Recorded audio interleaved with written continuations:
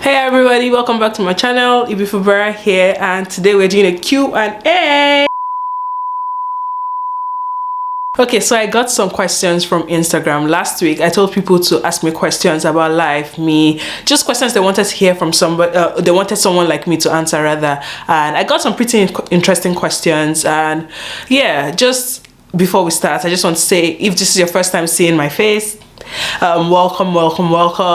Join the farm, subscribe if you like my content, or if you want to wait to the end of the video to subscribe, well, you can wait to just watch it. If you're coming here for the second time, the third time, or you're just a regular, welcome back. Love you. Thank you for always supporting. And without further ado, let's go right into it.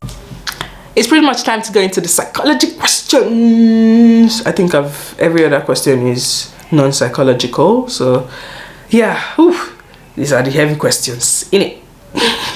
When here did I say in it? Anyway, why did you get into psychotherapy and what does it mean to you? I got into psychotherapy because okay, backstory. When I was I'm going to make this quick.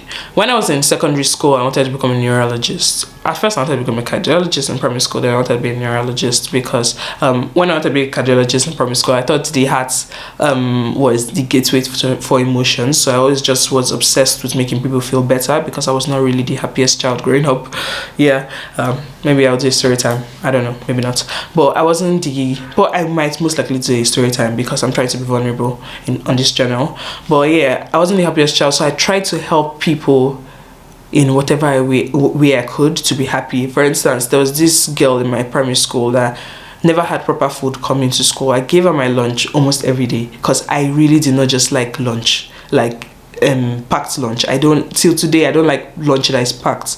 Like, it can be packed in, like, give me immediately, like, cook it, send the food to me, but don't keep lunch from morning to afternoon, packed lunch from morning to afternoon to me. No, I don't like it. So I did that, and I feel like I've just always had this attitude of being nice to people, being kind to people, and even when people were sick, I tried to be the one to take care of them and all of that. So at first I wanted to be a cardiologist because I thought the heart was the gateway of emotions. Then when I learned it was neurology, that it was the brain and emotions were connected to the brain more of. So I wanted to be a neurologist. Then I wanted to become a psychiatrist.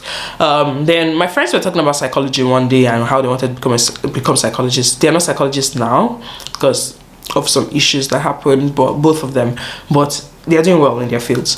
But I stuck to it and did a lot of research. I used to read a lot, so I went to do a lot of research in my school, like with the library. I did a lot of research on my own on the internet with books I was reading, because it was only in books I had seen psychotherapists. I had a school counselor, but anyway, it was only in books I was really seeing psychotherapists and all of that. So I did my research and I said, oh, this is what I want to do. Maybe I'll do psychiatry later and go back to med school, but this is really what I want to do. This is how I want to help people. This is how I want people to talk to me.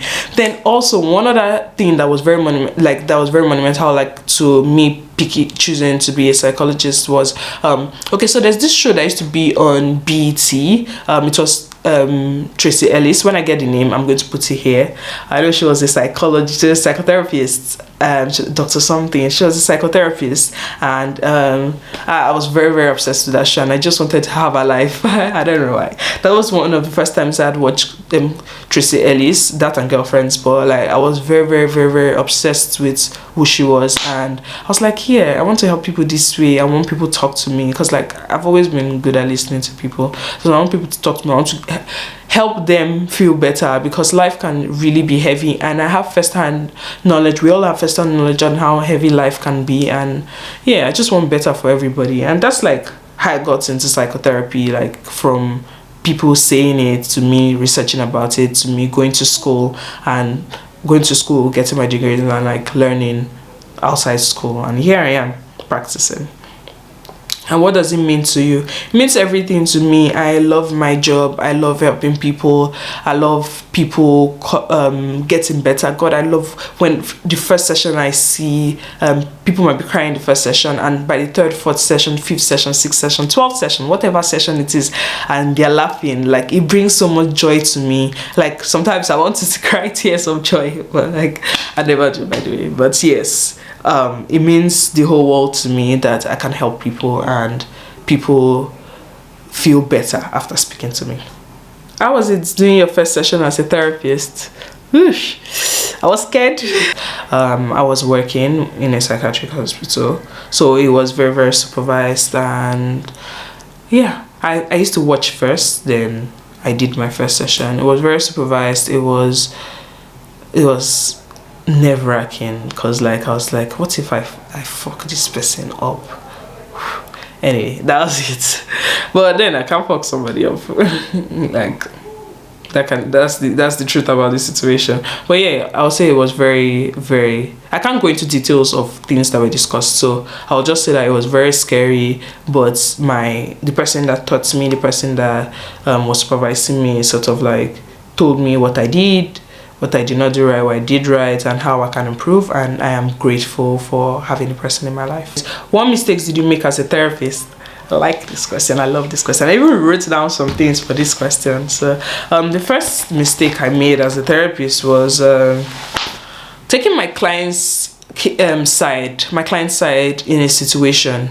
It's a very common mistake with psychotherapists, where because you've heard one side of the story, you automatically take your client's side because you just want your client to be better, you want to help your client, you take your client's side as a therapist, and you should actually watch it. If not, your client can have maladaptive thinking and behaviors that they're exhibiting, and because you just are obsessed with, not obsessed, but because you're determined to help your client, you forget that your client is also a human being that might have done something that has caused the situation to get to where it is. So that's the first thing.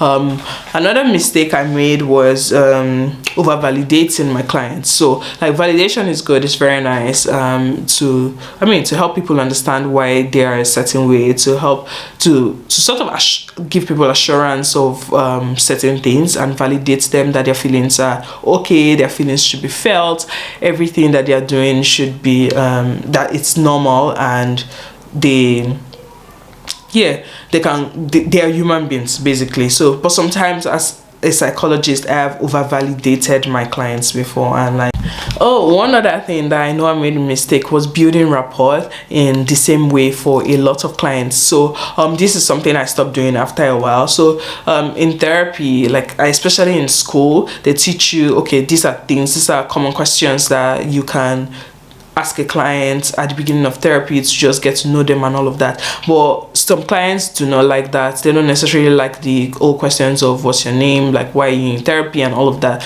Like some of them just want like a regular conversation for both of you to have until you get to a place where you trust each other, and they trust you rather, and you're comfortable with them, they're comfortable with you. So like, I used to build rapport in the same way before, like, and just build a connection in the same way with all clients. But now I know that all clients are not the same, and they need to be comfortable with you in different manners, and the questions need to sort of like be different and flow differently.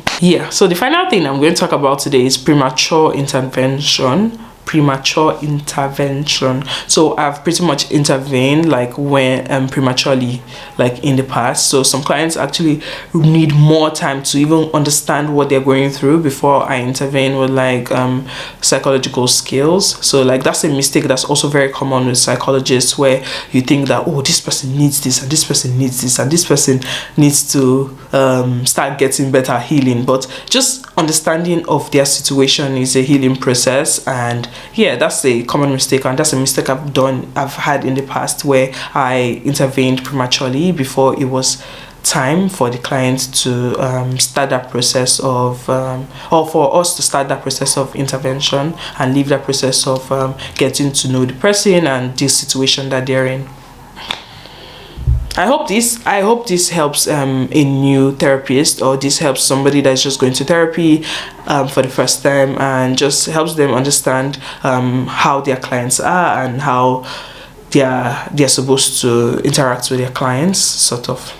This is just me talking off the psychological seats, but like trying to help in whatever way that I can. So I've pretty much answered this question. Did you always know you wanted to be a therapist? Was it always a dream you had? Was not always my dream. I knew I changed to psychology a day before JAMB. So if you're not in Nigerian, JAMB is a joint admission matriculation board. So it's an exam you take before you go into universities in Nigeria. It's compulsory. It's a federal exam. So one day before the exam, I changed my course from medicine and surgery because I thought I wanted to do psychiatry to psychology. I did it without anybody's permission, and even when I got backlash from my father and some other people, like even when I got backlash, I still didn't stop. Like even when they said, oh, why did you change it, blah blah blah, oh, maybe you go to this school and maybe they'll be able to change it back, I said I'm not doing, like, I'm going to psychology, that's it. Do you understand? Like, it wasn't always a dream I had, but when it became my dream, it became my dream. When it became my dream, I went with that dream to the last, and look at me now, a cute psychologist. Oh, this is a pretty interesting question. I like it. What does neediness mean? Is it only in romantic relationships or friendships and family as well? Neediness is just the quality of needing attention, affection to a certain degree from somebody. So neediness is not just it's not just for romantic relationships. Is people need people, like people need people attention in friendships, like it's written here, in family as well. People use the word being needy negatively, like it's just needed some kind of thing. It's like some people need attention more than the other, people need affection more than the other. It's just knowing when you know your partner, when you know your friend, when you know your sibling, you know your family member, your loved one, you should be able to love them the way that they want to be loved. Some people, that their love language is physical touch or quality time. Yes, physical touch or quality time. Those people are usually referred to as needy because they want affection, attention, they want to be around the person and all of that. But it's just the way they like to be loved. Yeah, so neediness is not always a negative thing. It becomes something that is worrisome when the person demands your attention 24/7 and is always quick to judge or quick to be angered when you do not give them that attention. There is Centralized Platforms site where you can find licensed therapists in Lagos. Okay, the one that I'd say you can go, that it's for Africa, is Nguvu Health. Nguvu Health is a centralized platform where you can find licensed therapists in Africa, including Nigeria. So I think the therapists there, you can find a Lagos-based therapist there, but it is an online platform, meaning these sessions are done online through video chat and whatever. But Nguvu their therapists are licensed and amazing work that they are doing there. It's like the better help for Africa, I guess. Yeah, but Nguvu, if you see me, please, when I blue, come and sponsor me. But yeah, Nguvu Health. But other than Nguvu Health, I'm going to still put a list of, yes, just here, a list of therapists you can reach out to if you're looking for licensed therapists in Lagos. Okay. How do you know if a therapist is right for you before you have the first session with them? Before you have the first session with them, you can a lot of therapists do just 15 minutes chats or calls with people. Some people don't, but some people do. So for the people that do, in those 15 minutes that you can talk to them, for me, I do it, so in case you're wondering, you can ask them questions. Make sure you're respectful of the therapist's time, because some people just because the therapist has given them time rather to ask these questions, they just start acting like it's a session, but it isn't. So ask questions like that you know they're important to you. If you don't want a therapist that's religious, you can ask that question. Although licensed therapists do not bring religion into therapy, it is not a thing that happens even here in Nigeria, and people that do it are not practicing what they're supposed to practice, and they are breaking the code of ethics. But for therapists that don't break the code of ethics, they don't bring religion into it. So ask questions like, do you want a black woman because you think she'll understand you as a black woman? Then when you look for her picture, look for her on Google or whatever she has done, or social media, and see how that person looks. Look for them, their website if they have one, or whatever platform. Or these days almost every therapist is on Instagram or Twitter. Check their profile out, check things, how even if you want to check out how they tweet, I mean, it's their personal life, but maybe you just want to be sure that your therapist has some values that align with you. You can check that. So it's sort of doing like a background check on these therapists, the work they've done, what they're focused on. A lot of therapists even write what they're focused on. Some people are focused on anxiety cases, depression cases. So whether you're talking to them with those 15 minutes they can give you, or whether you're looking at their social media or their websites, that can give you insights into the kind of therapist that you want. You can also ask around. Some people ask on Twitter, because I get tagged a lot on Twitter. Excuse me, I get tagged a lot on Twitter. So just ask people, which therapist do you think has so and so qualities in Lagos or in Abuja or Port Harcourt or Nigeria, and they'll give you a list. With that list, you can DM them, you can ask them a few questions for the people that want to answer. Remember, you're not entitled to a therapist's time. They might send you straight to their website or send you straight to where you can book a session, because it's a job. I mean, everybody has to get paid. But yeah, just do some sort of background check for with other people. You can ask other people or social media or websites, or yeah, that's how you can, or 15 minutes call if you're privileged to have that from one. Okay, the question, it's about to end. I am sad, but I feel like I've been talking for a while. Well, I have 2 more questions. Let me answer the first one. I'd like to try online therapy like BetterHelp. What are your thoughts on using this type of online therapy platforms? My thoughts are online therapy is fantastic. Virtual therapy is fantastic as long as you find the therapist that fits what you're looking for. To be honest, without online therapy, virtual therapy, a lot of people during the pandemic would have not, their mental health wouldn't have survived like how they did. Online therapy is not less than physical therapy. If you'd like to get the more human approach, you can put on your video. I'll ask your therapist if they offer video therapy, but online therapy helps people that are not necessarily so comfortable with seeing people in real life, or people that are far away from therapists. Just because your therapist is in another country doesn't mean that they're not the best person for you. Do you understand? So online therapy platforms are lifesavers, really. They help people in so many ways. They are, because of online therapy, people are able to reach therapists that are far away and they do not know they needed. Because sometimes the therapist in your vicinity might not be the best therapist for you, but the therapist that's far, that's miles and miles away, might be the best therapist for you. So my thoughts on online therapy is that I am glad it was created, and I hope to see how far it goes in the future. Because you're Nigerian, I would say try Nguvu Health. Nguvu Health has Africans and Nigerians. Be closer to who you are as a person and have better understanding of your experiences. The final question, it is the heaviest question here, and I kept it for the last because of how heavy it is. So trigger word, suicide. I don't know if I'm supposed to talk about that on YouTube, and I hope my channel isn't brought down, but I'll try not to use the word as much. My video doesn't come down, rather. Try not to use the word as much. Yeah. So my partner opened to me about having suicidal thoughts.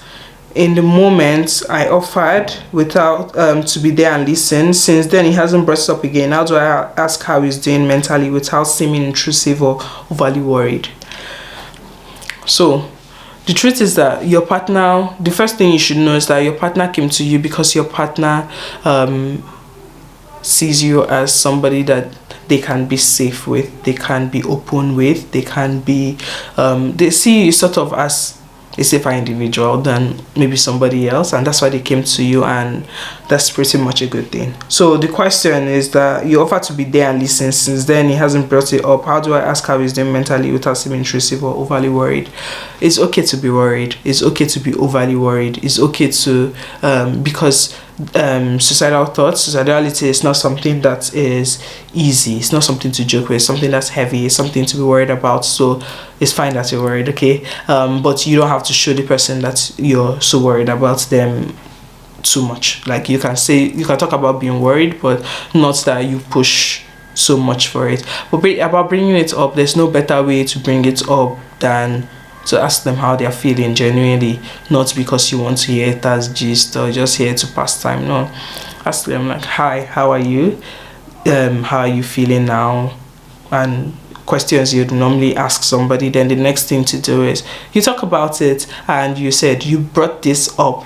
You said this and this and this and this in the past. You said this and this and this. I just wanted to know how you're feeling now. Is it something you want us to work on together? Is it something that you want us to get help for? Remember, be patient with your partner. Be patient with your partner. Be open with your partner. How they're like. Be open to receiving from your partner. So it's about them. It's about how they're doing. Try not to make it about you.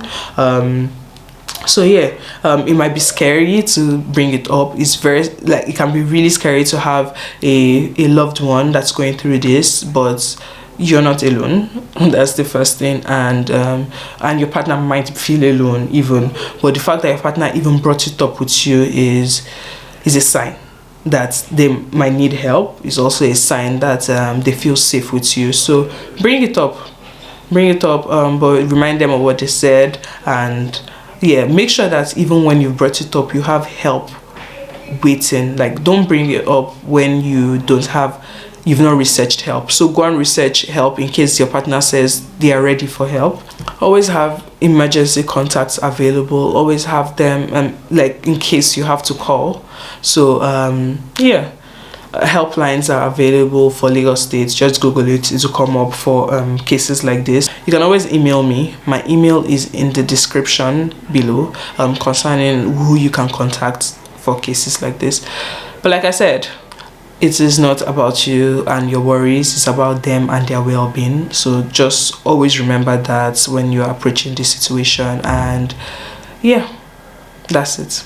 That's how you can approach them. You talk about it. You don't talk about it like you're forcing them to have a conversation. If they don't want to have the conversation, you leave it. You can talk about it another time. You can also get therapy for yourself, and your therapist will walk you on a way of how to deal with having a significant other that's going through this. So yeah, I can't do it like this because, like, when I'm in therapy, I'm just talking. So yeah, is to equip yourself with what you need in case your partner has an emergency or your partner needs you in the moment.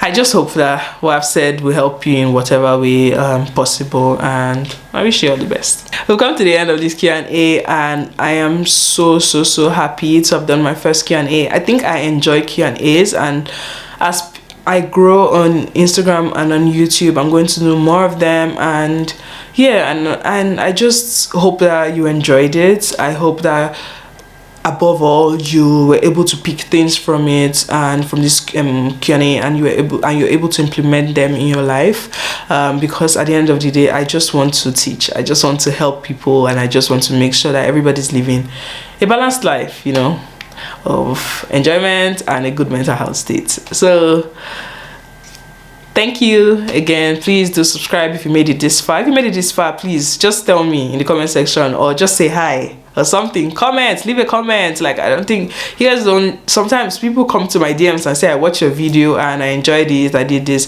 But I really would appreciate if you leave a comment and I see it here, because it will give me ginger to make other videos. And with that, I want to say bye, and I'll see you in my next one.